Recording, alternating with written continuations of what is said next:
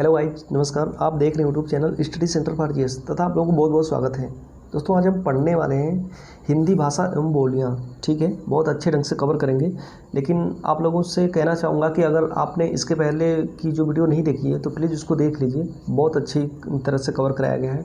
और सबसे पहले आप लोगों को ये मैं बताना चाहूँगा कि जो ये हम हिंदी पढ़ रहे हैं ना, ये किसी भी एग्ज़ाम्स के लिए पर्याप्त है। A to Z, चाहे छोटे एग्ज़ाम हो चाहे बड़े एग्ज़ाम हो, जिस भी एग्ज़ाम में आपकी हिंदी आती है उसके लिए बहुत ही बढ़िया है।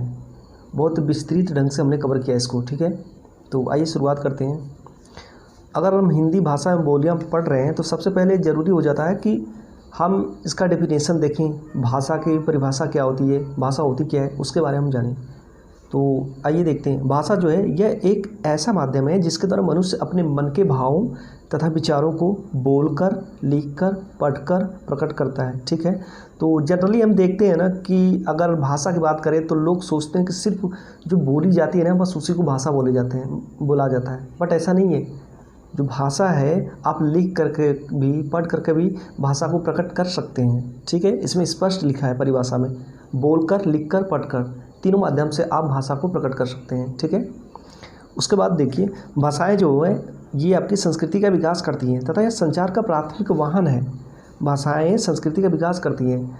देखिए, इसमें क्या है ना कि जैसे आप जिस किसी भी मतलब आप क्षेत्र में रह रहे हो, वहाँ की जो स्पेशली भाषा है, चलिए मान के चलिए कि दक्षिण में आप रह रहे हो, आप उधर द्रविड़ बोल रहे हो, मलयालम बोल रहे हो, ठीक है ना, वहाँ की भाषाएं हैं ही ऐसी। तो इसका जो संबंध है ना भाषा से, भाषा और संस्कृति का संबंध एकदम सीधा सीधा है। जितना ही भाषा आपकी उन्नत होगी उतना ही आपकी संस्कृति का विकास होगा, उतने ही 4 लोग जानेंगे जो बाहरी लोग होंगे। ठीक है, तो इसलिए जो है भाषा जो है संस्कृतियों का विकास करती है। हिंदी विश्व की लगभग 3000 भाषाओं से एक है। ठीक है, ध्यान रखिएगा। आकृति या रूप के आधार पर हिंदी जो है वियोगात्मक या विश्लिष्ट भाषा है। क्या है? आकृति या रूप के आधार पर हिंदी जो है वियोगात्मक या विश्लिष्ट भाषा है। ठीक है, इसको ध्यान रखिएगा क्योंकि आजकल जो एग्जाम में क्वेश्चन आ रहे हैं ना उसके लेवल बढ़ा दिए गए हैं। ठीक है, कब कैसे क्या पूछते कुछ भी पता नहीं चलता, तो ध्यान रखिएगा इसको। फिर क्या है? भाषा परिवार के आधार पर हिंदी भारोपी परिवार की भाषा है। दोस्तों, ये जो हमारी हिंदी है ना, ये आपका इंडो यूरोपियन परिवार से। ठीक है, इंडो यूरोपियन बोले तो ये भारत प्लस यूरोपीय परिवार से, इसलिए हम इसको भारोपी परिवार बोलते हैं, दोनों को मिला करके। और अगर देखा जाए तो भारत में मुख्यतः जो है ना 4 भाषा परिवार है। वैसे तो भाषा परिवार तो कई है भारत में, बट जो मुख्यतः हैं 4 भाषा परिवार ही है। ठीक है, उसमें भारोपी है, द्रविड़ है, आस्ट्रिक है, चीनी तिब्बत है।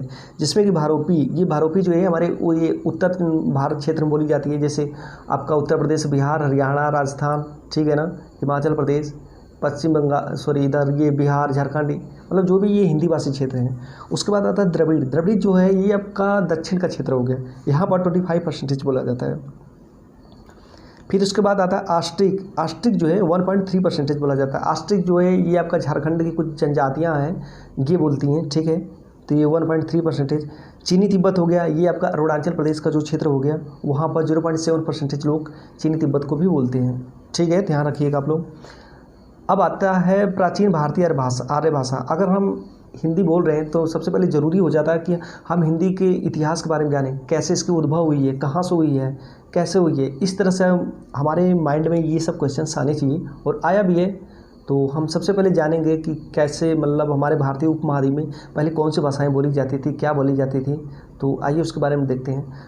तो क्या है प्राचीन भारतीय आर्य भाषा? जो हमारी भारतीय आर्य भाषा प्राचीन में बोली जाती थी, तो सबसे पहले बोली जाती थी वैदिक संस्कृत। ठीक है, और उसी को छांदस नाम दिया है, इसी को छांदस नाम भी दिया गया है। और छांदस नाम स्पेशली किसने दिया गया है? यास्क और पाणिनि ने दिया है। ठीक है, यास्क और पाणिनि छांदस इसको बोलते हैं। ये जो है इसकी अगर हम बोलने की अवधि देखें तो ये 1500 ईसा पूर्व से लेकर के 1000 ईसा पूर्व तक ये बोली जाती थी। ठीक है, वैदिक संस्कृत 1500 ईसा पूर्व से 1000 ईसा पूर्व तक बोली जाती थी। उसके बाद आता है लौकिक संस्कृत। ठीक है, इसको संस्कृत भी बोलते हैं, हालांकि ये भी तो एक संस्कृत ही भाषा, दोनों संस्कृत भाषा के अंतर्गत आती है, बट संस्कृत भाषा के अंतर्गत इसका वर्गीकरण कर दिया गया इन भाषाओं का। ठीक है, तो उसके बाद लौकिक संस्कृत बोली जाती है। ये जो है आपकी 1000 ईसा पूर्व से लेकर के 1500 ईसा पूर्व तक बोली जाती है। ठीक है, तो ये आपकी प्राचीन भारतीय आर्य भाषा थी। उसके बाद आता है मध्यकालीन भारतीय आर्य भाषा, मतलब जो मध्यकाल में ये भारतीय आर्य भाषाएं बोली गई, ठीक है। तो इसका सबसे पहले हम देखेंगे पाली। जो पाली है, पाली भाषा है, ये आपकी 500 ईसा पूर्व से लेकर के पहले ईस्वी तक बोली गई, ठीक है। और इसको प्रथम प्राकृत काल बोलते हैं, प्रथम प्राकृत काल की भाषा बोलते हैं। जो पाली है, पाली को प्रथम प्राकृत काल की भाषा माना जाता है, ठीक है। ध्यान रखिएगा, मोस्ट इम्पॉर्टेंट है। इसमें क्वेश्चंस पूछ लिया जाता है कि प्रथम प्राकृत काल में कौन सी भाषा बोली जाती थी, द्वितीय प्राकृत काल में कौन सी भाषा बोली जाती थी, तृतीय प्राकृत काल में कौन सी भाषा बोली जाती थी। तो इस तरह से क्वेश्चन बन जाते हैं, ठीक है। और ये भारत की प्रथम देश भाषा, देखिए कई बार क्वेश्चन रिपीट किया है एग्जाम में कि भारत की प्रथम देश भाषा क्या है। तो भारत की प्रथम देश भाषा जो है पाली है। कौन सी है? पाली, ठीक। इसमें भगवान बुद्ध के सारे उपदेश हैं, पाली भाषा में ही भगवान बुद्ध के सारे उपदेश लिखे गए हैं। इस चीज़ को आप बहुत अच्छे ढंग से ध्यान रखिएगा। उसके बाद आता है प्राकृत। प्राकृत क्या है और कब से बोली गई? तो प्राकृत जो है ये पहले ईस्वी से लेकर 500 ईस्वी तक बोली गई। अब देखिए दोस्तों, यहाँ पर ईसा पूर्व खत्म हो गया, अब यहाँ से ईस्वी की शुरुआत हो गई। आप लोगों को बता दूँ ईसा पूर्व और ईस्वी में अंतर क्या है। मतलब ईसा मसीह जो थे ना, उनके मरने के बाद ईस्वी हो गई, उसको बोलते हैं आफ्टर डेथ, मतलब मृत्यु के बाद, उसके बाद ईस्वी बोलते हैं। लेकिन ईसा मसीह की मृत्यु से पहले हम ईसा पूर्व बोलते हैं, ठीक है। बिफोर क्राइस्ट बोलते हैं, ईसा पूर्व बोलते हैं, बीसी बोलते हैं। तो आई होप आप लोगों को समझ में आ गया होगा कि क्या होता है ईसा पूर्व और क्या होती है ईस्वी, ठीक है।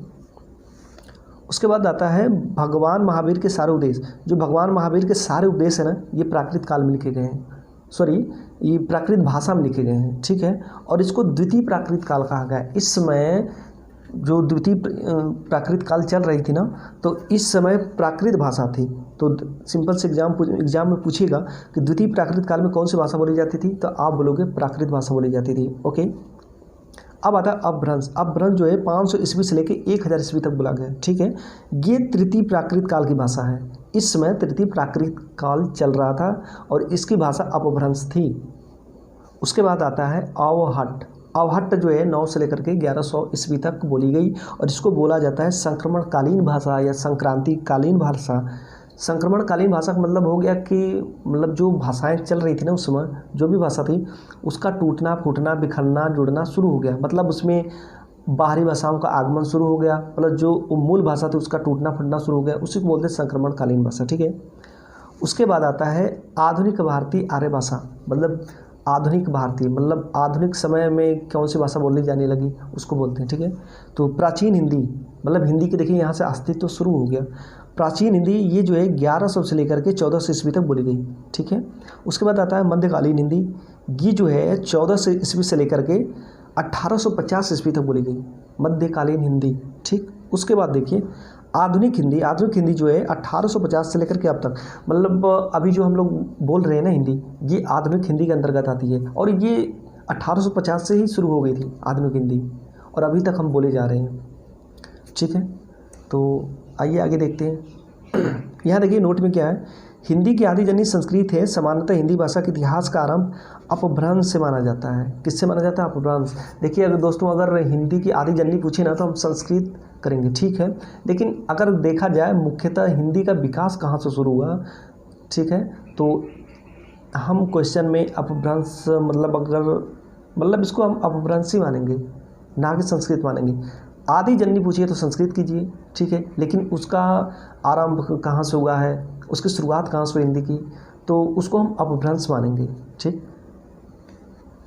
अब देखिए इसकी कुछ हिंदी के विकास, हिंदी के इतिहास जो कैसे थी, ठीक है, कौन कौन सी भाषा इसके पहले पूर्व बोली गई, तो आइए उसके बारे में देखते हैं। सबसे पहले संस्कृत मैंने बताया था 1500 ईसा पूर्व से शुरू हो गई थी। उसके बाद पाली आ गया, फिर प्राकृत, फिर उसके बाद अपभ्रंश बोला गया, फिर अपभ्रंश से ही टूटना छूटना शुरू हो गया, अवहट्ट बना अपभ्रंश टूटकर, फिर उसके बाद अवहट्ट से प्राचीन हिंदी प्रारंभिक हिंदी शुरू हो गई आपकी, ठीक है दोस्तों।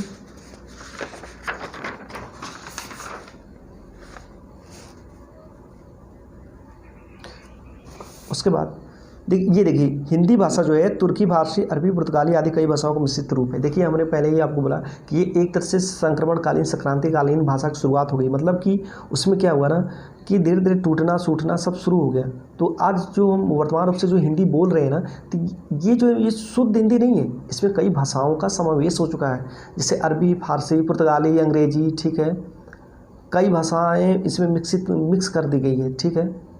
और आज मतलब जो हिंदी हम बोल रहे हैं ना, ये वही चीज़ है जिसमें मतलब कि सारी भाषाओं का मिक्स हो गया। कभी मतलब हिंदी बोलते वक्त कभी अंग्रेजी बोल देते हैं, तो कोई शब्द पुर्तगाली बोल देते हैं, तो ऐसे ही होता है।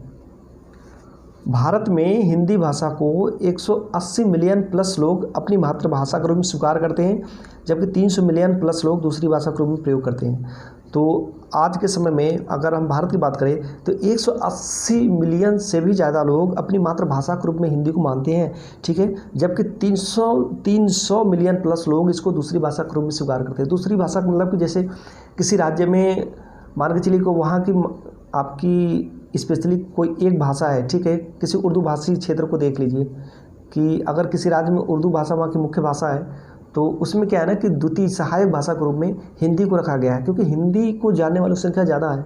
तो इस तरह से जो सहायक भाषा के रूप में हिंदी है ना, इसकी संख्या मुख्य भाषा के रूप से अधिक है। 180 मिलियन प्लस लोग अपनी मातृभाषा के रूप में मानते हैं, बट 300 मिलियन लोग इसको दूसरी भाषा के रूप में मानते हैं। यही रीज़न है, क्योंकि अन्य राज्यों में जहाँ पर मतलब हिंदी बहुत कम बोली जाती है, तो वहाँ पर इसको दूसरी भाषा के रूप में रख दिया गया है। तो उसको आखिर बोलते तो वो भी हिंदी ही है, ठीक है, बहुत से लोग। तो इस तरह से जो आपकी दूसरी भाषा है ना, इसको सहायक भाषा के रूप में जो हिंदी है, तो इस तरह से लेते हुए हिंदी क्राइटेरिया ज़्यादा बढ़ गया है, मतलब सहायक भाषा के रूप में। उसके बाद आता है भारत के बाहर सबसे ज़्यादा हिंदी बोले जाने वाले देश, तो ये आप लोगों को पता ही है। नेपाल में 80 लाख से भी ज़्यादा लोग, दक्षिण अफ्रीका में 9 लाख से भी प्लस लोग, मॉरिशस में 7 लाख से भी ज़्यादा लोग, प्लस उसके बाद सिंगापुर में बोला जाता है। कई देशों में इस तरह से बोली जाती है, फिजी में बोली जाती है। तो कई देशों में इस तरह से बोला जाता है हिंदी, बट कहीं ज़्यादा कहीं कम, यही सब चीज़ें हैं। हिंदी जो है देवनागरी लिपि के अंतर्गत आती है। किसकी, कौन सी लिपि के अंतर्गत? देवनागरी लिपि के अंतर्गत। और यह संसार की सबसे अच्छी लिपि मानी जाती है। क्यों मानी जाती है दोस्तों, क्या बता सकते हो? इससे क्या है ना कि अब मैं आपको बताने जा रहा, अंग्रेजी में आप कुछ भी लिखते हो ना, तो वो कई बार ऐसा होता है ना कि अगर मतलब उसका साइलेंट हो जाता है। कहने का मतलब जैसे आप टी लिखते हो ना, टी है तो उसका ट अर्थ निकल रहा है, बट अगर हम किसी स्पेलिंग उसको लिखते हैं तो कहीं कहीं उसका र आता है, तो कहीं ट आता है, तो कहीं स आता है। इस तरह से होता है। जैसे हमने लिखा नेशन, तो देखिए NATION, उसको पढ़ेंगे तो नेटन होगा एक तरह से, क्योंकि टी को हम ट मानेंगे, बट हम उसको जब उसको उच्चारण करते हैं ना तो नेशन बोलते हैं, ठीक है। सी को कहीं क बोला जाता है, कहीं स बोला जाता है, कहीं च बोला जाता है, तो इस तरह से शुद्ध नहीं होता। जबकि हमारी हिंदी है ना, तो अगर ट है तो ट ही बोलेंगे, क है तो क ही बोलेंगे। तो इसलिए हमारी ये जो देवनागरी लिपि है ना, इसको बहुत शुद्ध माना जाता है। अच्छा, एक चीज़ और है, ये जो संस्कृत भाषा है ना दोस्तों, ये दुनिया की सबसे शुद्ध भाषा है। जिस दिन कंप्यूटर अगर संस्कृत भाषा में काम करने लगा, तो समझ लेना आप कि वह कंप्यूटर जो है सबसे शुद्ध भाषा बोलने लगा। कंप्यूटर अब भी शुद्ध भाषा नहीं बोलता है। इसकी सीमा वहाँ पर, शुद्ध भाषा की सीमा वहाँ ख़त्म होगी जब कंप्यूटर संस्कृत भाषा में कार्य करने लगेगा। तो ये तो फिर हमारी भाषाओं का इतिहास देखें तो ये तो गौरवपूर्ण है, क्योंकि हमारे जो पूर्वज लोग थे ये संस्कृत ही बोलते थे, सबसे शुद्ध भाषा बोलते थे, ठीक है। आइए देखते हैं लिपि, देखते हैं लिपि क्या होती है। लिपि जो होती है एक तरह से लिखित वर्ण संकेतों की सहायता से भाव या विचार की अभिव्यक्ति ही लिपि होती है। मतलब आप किसी को अपनी बातों को समझाने के लिए कुछ आप संकेत लिखते हो, कुछ भी इस तरह से आपने संकेत लिखा, वही तो होगी लिपि। मतलब बस इतना होना चाहिए कि आप किसी दूसरे को अपना बात समझाने के लिए आप कोई संकेत बना रहे हो, वही लिपि हो गई। आप लिख रहे हो तो ये तो संकेत ही कर रहे हो ना, एक तरह से संकेत ही बना रहे हो ना, बस वही हो गई लिपि, ठीक है। और अधिकांश अगर हम देखें भारत के में, तो भारत में अधिकांश जो लिपियाँ हैं ना, ब्राह्मी लिपि से निकली मानी जाती हैं। वैसे तो कई लिपियाँ हैं हमारे भारत में अगर देखा जाए तो, बट अधिकांश जो लिपियाँ हैं ना, वो ब्राह्मी लिपि से निकली मानी जाती हैं। 1927 में एक अंग्रेज प्रशासनिक अधिकारी जॉर्ज अब्राहम ग्रियर्सन ने भारतीय भाषा सर्वेक्षण नाम की पुस्तक लिखा, जिसमें हिंदी की उपभाषाओं बोलियों का वर्गीकरण किया। जैसे दोस्तों बता रहा हूँ, 1927 में एक अधिकारी थे, प्रशासनिक अधिकारी थे, अंग्रेज थे, जॉर्ज अब्राहम ग्रियर्सन। इन्होंने एक भारतीय भाषा सर्वेक्षण, जिसको लिंग्विस्टिक सर्वे ऑफ इंडिया नामक पुस्तक लिखा, और उसमें जितनी भी भारतीय भाषाएं हैं ना, उसका सबका वर्गीकरण किया।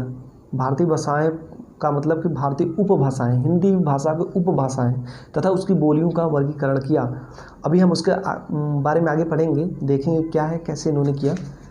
तो उसी के आधार पर हम लोग बोलियों का और उपभाषाओं का वर्गीकरण करेंगे। अच्छा, बोली क्या होती है? आइए बोली के बारे में भी जान लेते हैं। बोली जो है एक छोटे क्षेत्र विशेष में बोली जाने वाली भाषा ही बोली कहलाती है। क्या कहलाती है? छोटे क्षेत्र विशेष में। अगर मान के चलिए कि हमारा उत्तर प्रदेश में कई सारी बोलियाँ बोली जाती हैं, ठीक है, लेकिन उसकी भाषा क्या है? अगर भाषा की बात करें तो हिंदी भाषा है। तो हिंदी भाषा जो है, इसका देखिए क्षेत्र बड़ा हो गया। ये उत्तर प्रदेश की पूरी बात कर रहा है कि हिंदी हिंदी भाषा बोली जा रही है। लेकिन अगर बोली की बात करें तो ये जगह जगह छोटे छोटे क्षेत्रों का मतलब वो प्रतिनिधित्व करता है। जैसे हमारे लखनऊ साइड में अवधी बोली जाती है, हमारे बनारस साइड में, मुगलसराय साइड में ये जो है तो ये थोड़ी भोजपुरी मिलाकर बोली जाती है। मथुरा साइड में ब्रज भाषा बोली जाती है। तो इस तरह से उत्तर प्रदेश में कई जगह कई क्षेत्र छोटे छोटे हो गए, उसमें बोलियां बोली जाती है। उसका क्षेत्र भाषा के अपेक्षा छोटा होता है, तो उसको बोलते हैं बोली। अब आगे देखिए, साहित्य रचना बोली में नहीं होती। अगर किसी बोली में साहित्य रचना होने लगती है और उस क्षेत्र का विकास हो जाता है तो वो बोली न होकर उपभाषा बन जाती है। समझ में आया? मतलब कोई भी बोली हो उसमें साहित्य रचना होती ही नहीं है। लेकिन एक चीज़ अपवाद है, अवधी भाषा में साहित्य रचना होती है। अवधी भाषा नहीं बोलेंगे दोस्तों, वो एक बोली है, ठीक है, जो कि आपका लखनऊ के समीप में बोली जाती है, ठीक है। तो याद रखिएगा, अवधी भाषा में साहित्य रचना होती है। अब यहाँ पर देखिए, भाषा उपभाषा बोलियाँ, इसका मतलब ये हुआ एक भाषा के अंतर्गत कई उपभाषाएँ होती हैं और एक उपभाषा के अंतर्गत कई सारी बोलियाँ होती हैं, ठीक है, वही चीज़ें हो गई। अब आइए देखते हैं हिंदी की उपभाषाएं बोलियों का वर्गीकरण करते हैं। वर्गीकरण किसके आधार पर करेंगे? डॉक्टर जॉर्ज अब्राहम ग्रियर्सन जो पुस्तक लिखी थी अपनी पुस्तकों में, जैसे जैसे वर्गीकरण किया हम वैसे ही करेंगे, ठीक है। तो सबसे पहले देखते हैं राजस्थानी हिंदी। ये देखिए सौरसेनी अपभ्रंश से निकली हुई मानी जाती है। किससे? सौरसेनी अपभ्रंश से। और इसमें अगर मुख्य हम उपभाषाएँ देखें इसकी, तो देखिए जयपुरी बोली जाती है, निमाड़ी बोली जाती है, मालवी बोली जाती है, मारवाड़ी बोली जाती है, भीली हो गई, मेवाती हो गई। इस तरह से ये सब कई उपभाषाएं बोली जाती हैं। ये राजस्थानी हिंदी है, ठीक है। उसके बाद आता है पश्चिमी हिंदी। पश्चिमी हिंदी भी देखिए सौरसेनी अपभ्रंश से निकली हुई है, ठीक है। और इसमें हो गया खड़ी बोली हो गई, जिसे कौरवी भी बोलते हैं, कन्नौजी हो गई, बुंदेली हो गई, हरियाणवी हो गई, जिसे बांगरू भी बोलते हैं, इसी को देसाड़ी बोलते हैं, इसी को जादू बोलते हैं, और इसी को फिर उसके बाद आता है ब्रज भाषा। तो ये इसकी उपभाषाएं तथा बोलियां हैं, ठीक है।